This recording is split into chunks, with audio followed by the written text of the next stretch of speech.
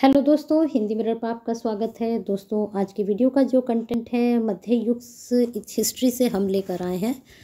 मध्य युग का जो इतिहास रहा है उसको जानने के जो स्रोत हैं वो कौन कौन से हैं, उससे संबंधित ये पूरी जानकारी आपको इस वीडियो के थ्रू मिलेगी। और इस वीडियो से आप ये अपने जो मध्य युग को जानने के जो स्रोत हैं उससे संबंधित अगर आपका टॉपिक है तो आप अपने नोट्स भी इससे तैयार कर सकते हैं। और अगर आप किसी कंपटीशन की तैयारी कर रहे हैं तो यहाँ से आपके एमसीक्यू भी निकल कर आएंगे कि मध्य युग का जो इतिहास रहा है उसके स्रोत क्या रहे हैं, उसको हम किस तरह से जान सकते हैं। चलिए देखते हैं। मध्य युग में अनेक ऐतिहासिक ग्रंथ लिखे गए जिनसे हम इस युग की राजनीतिक घटनाओं के बारे में जानकारी ले सकते हैं। मुसलमानों के संपर्क में आने के बाद भारतीय भी इस लोक की तरफ आकर्षित हुए हैं। इस काल के ग्रंथों में सभ्यता संस्कृति का उल्लेख बहुत कम हुआ। प्रोफेसर यूएनडी के अनुसार सल्तनत कालीन लेखकों के वर्णन से यह स्पष्ट हो जाता है कि वे अपने स्वामी का यशगान करने और इस्लाम के विजय के प्रति धार्मिक उत्साह के कारण सामाजिक व राजनीतिक संस्थाओं की ओर ध्यान नहीं देते थे। तो उस वक्त का जो लेख होता था वह अपने जो जिसके आश्रय में वो रहते थे उस आश्रयदाता का यशगान करते थे और साथ में इस्लामी जो विजय होती थी, धार्मिक उत्साह होते थे, उनके बारे में ही ज़्यादा लिखा जाता था। अब आगे देखते हैं। इन साहित्यों में तत्कालीन इतिहास की सामाजिक, राजनीतिक, आर्थिक, धार्मिक नीति के विशेष जानकारी मिलती है। इन साहित्यिक स्रोतों के दो भागों में हम विभाजित कर सकते हैं। एक तो सल्तनत कालीन साहित्य और मुगल कालीन साहित्य। तो दो प्रकार से हम जो है मध्यकालीन के बारे में जा सकते हैं। एक तो सल्तनत के बारे में से और मुगल कालीन साहित्य से, दोनों से हम किसके बारे में जान सकते हैं, मध्यकालीन इतिहास के बारे में। अब सबसे पहले हम क्या लेंगे, सल्तनत कालीन जो साहित्य रहा है वह किस तरह का रहा है। सल्तनत कालीन ऐतिहासिक ग्रंथों से राजनीतिक, सामाजिक तथा सांस्कृतिक स्थिति के बारे में जानकारी मिलती है। ये ग्रंथ अरबी तथा फारसी भाषा में लिखे गए थे। कुछ सुल्तानों ने अपने जीवन का वर्णन अपने द्वारा रचित ग्रंथों में ही किया है। तो कहने का मतलब ये है कि जो सुल्तान थे उन्होंने खुद से ही अपने ग्रंथ लिखे और उन्होंने अपना वर्णन किया। ये ग्रंथ ऐतिहासिक जानकारी के महत्वपूर्ण स्रोत माने जाते हैं। सल्तनत कालीन जो ग्रंथ हैं वह निम्नलिखित हैं। चलिए देखते हैं। सबसे पहले इसमें आता है चचनामा। यह अरबी भाषा में लिपिबद्ध है और इसमें मोहम्मद बिन कासिम से पहले तथा बाद के सिंध के इतिहास का ज्ञात होता है। इसका फारसी भाषा में अनुवाद किया गया और इसके लेखक अली अहमद हैं। तो बहुत अच्छी जानकारी। चलिए आगे चलते हैं।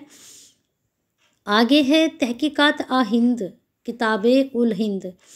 इस ग्रंथ का रचयिता अल बिरूनी था और वह अरबी तथा फारसी भाषाओं का विद्वान था और यह ग्रंथ फारसी भाषा में लिपिबद्ध है, यानी कि लिखा गया है। अल बिरूनी विदेशी था तथा भारत में उसने महमूद गजनबी के यहाँ नौकरी कर ली थी और वह चिकित्सा शास्त्र, धर्म, दर्शन और गणित में रुचि रखता था। वह हिंदू धर्म तथा दर्शन का भी अच्छा ज्ञाता था। तो इन्होंने जो ये लिखा है तहकीकाते हिंद, किताबे उल हिंद, तो इनके द्वारा भी हमें मध्यकालीन भारत के बारे में पता चलता है। और अलबरूनी ने सबसे महत्वपूर्ण ग्रंथ जो है तारीख़ उल हिंद में महमूद के भारत आक्रमण तथा उसके प्रभाव का वर्णन किया है। उसने हिंदी, धर्म, साहित्य तथा विज्ञान का भी सुंदर वर्णन किया है। इस प्रकार से इस ग्रंथ से महमूद के आक्रमणों तथा तत्कालीन सामाजिक स्थिति जो रही उस वक्त उसके बारे में जानकारी मिलती है। सुचारू रूप से इस ग्रंथ को अंग्रेजी में भी अनुवादित किया गया है। तो इस प्रकार से ये पूरा हुआ। अब आते हैं ताजुल मासीर ग्रंथ पर। यह ग्रंथ हसन निजामी ने लिखा था। यह गौरी के साथ भारत आया था और इस ग्रंथ में 1192 ईस्वी से 1218 ईस्वी तक के इतिहास के बारे में जानकारी मिलती है और इसमें विभिन्न स्थानों, मेलों, मनोरंजनों का भी वर्णन है जो भारत में होते थे उस वक्त। सल्तनत कालीन समाज के व्यवस्था के बारे में जानकारी मिलती है जो अस्पष्ट है। यूएनडी के अनुसार यद्यपि पुस्तक की शैली अत्यधिक कलात्मक और अलंकृत है और इसमें वर्णित सामान्य तथ्य साधारणतः सत्य है। तो इसमें जो लिखा गया है वह जो है सत्य है। अब आते हैं तबकाते नासरी। बहुत अच्छी बुक है और काफ़ी फेमस भी है, प्रसिद्ध है ये। चलिए देखते हैं। इस ग्रंथ का रचयिता जो रहा है मिन्हाज उस सिराज है। इसमें गौरी के आक्रमणों से लेकर 1260 ईस्वी तक की जितनी भी राजनीतिक घटनाएं हुई हैं उनका वर्णन किया गया है और लेखक ने जो वर्णन किया है पक्षपातपूर्ण किया है, और उसने गोरी एवं इल्तुतमिश के वंशों का निष्पक्ष वर्णन भी कि नहीं किया है, यानी कि उसने किसी एक का पक्ष नहीं लिया है, उसने निष्पक्ष वर्णन नहीं किया है। तथा बलबन की आंखें मूंदकर प्रशंसा की गई है। इसके बाद भी यह ऐतिहासिक दृष्टि से काफ़ी महत्वपूर्ण ग्रंथ है और इसमें घटनाएं क्रमबद्ध रूप से वर्णित की गई हैं। इनकी तिथियां भी सत्य हैं। यह गुलाम अश का इतिहास जानने का एक महत्वपूर्ण साधन है। फरिश्ता ने इसे एक अति उच्च कोटि का ग्रंथ माना है। और एल्फिंस्टन, स्टेवार्ट तथा मार्ने ने भी इस ग्रंथ की काफ़ी प्रशंसा की है। रिवर्टी ने इसमें अंग्रेजी में अनुवादित किया है। तो ये तबकाते नासरी तो बहुत ही महत्वपूर्ण ग्रंथ है, इसके बारे में अच्छे से समझ लीजिए और पढ़ लीजिए। अब आते हैं अमीर खुसरो के बारे में। अमीर खुसरो के जो ग्रंथ हैं वो बड़े ही विद्वान थे। जो अमीर खुसरो थे मध्यकालीन भारत में ही रहे हैं। ये भी उनका पूरा नाम जो था अबुल हसन यामीन उद्दीन खुसरो था।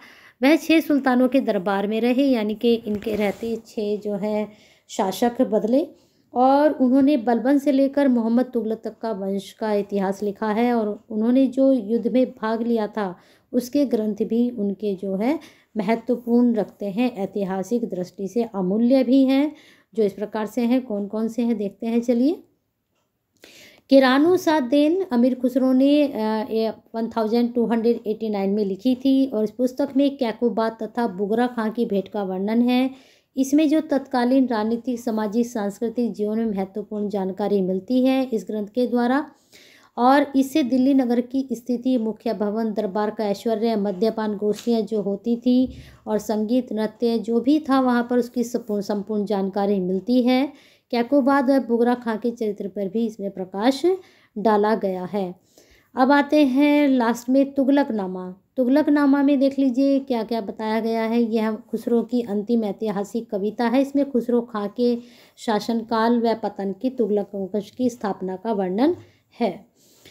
फिर आते हैं जियाउद्दीन बर्नी के जो ग्रंथ हैं। जियाउद्दीन बर्नी भी, उन्होंने भी काफ़ी अच्छे ग्रंथ लिखे हैं। देखते हैं तारीख़ फिरोज शाही इनका ग्रंथ है। बर्नी ने इस ग्रंथ में खिलजी तथा तुगलक वंश का आंखों देखा वर्णन किया है, खिलजी तथा तुगलक वंश का।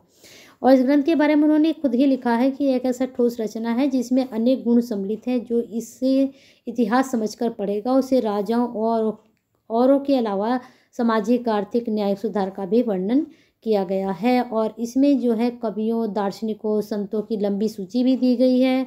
बर्नी ने जलालुद्दीन तथा अलाउद्दीन के जो पतन हुआ था उनके कारणों का भी वर्णन किया है।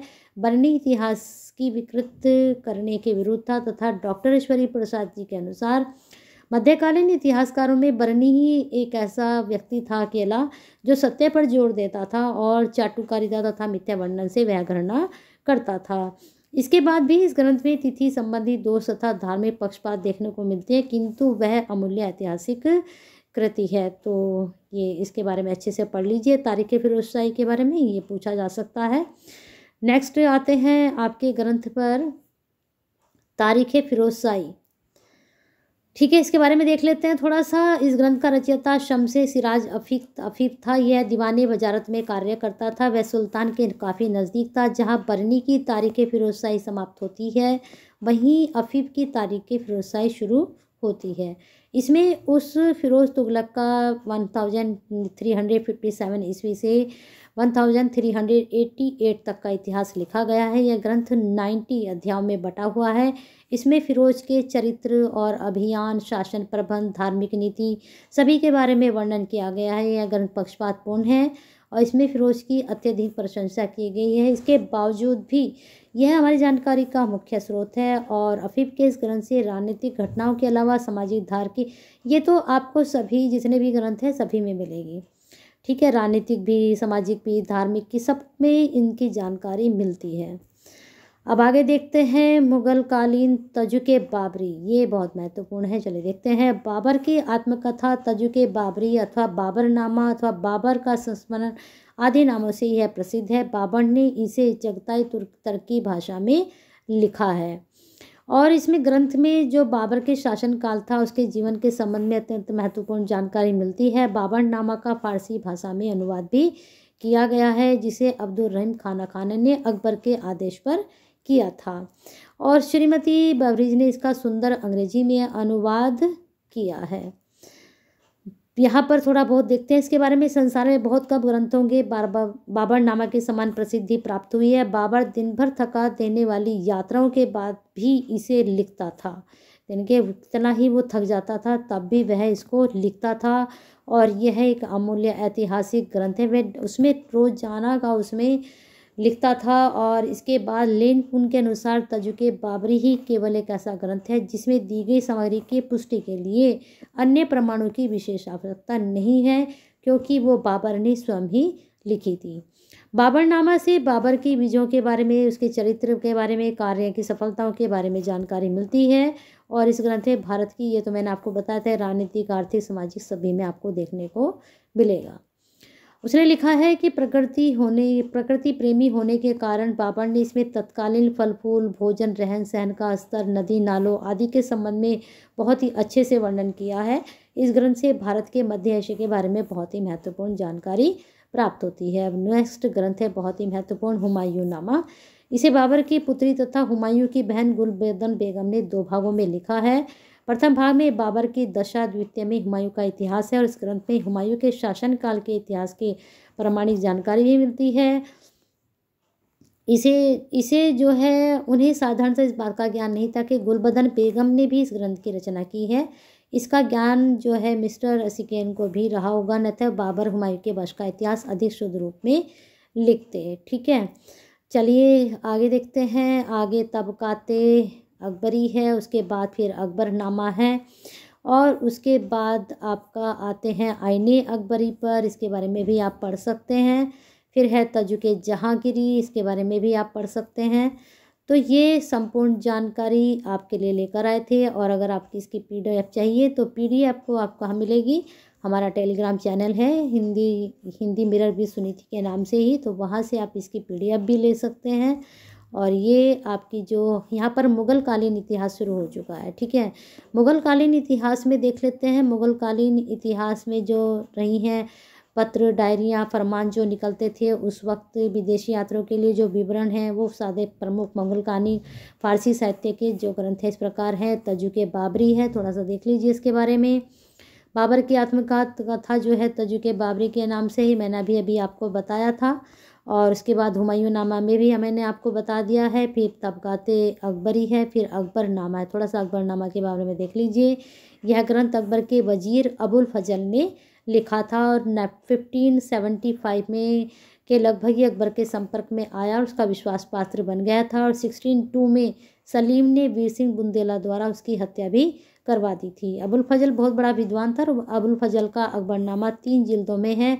प्रथम जिल्द में इन्होंने अकबर के पूर्वजों के बारे में और जब वो शासनकाल के 17 वर्ष तक का वर्णन है। द्वितीय जिल्द में 17 से 46 वर्ष तक का इतिहास है। तीसरी जिल्द आईने अकबरी है जो पृथक ग्रंथ माना जाता है। और अबुल फजल ने अकबर की बहुत अधिक प्रशंसा भी की है।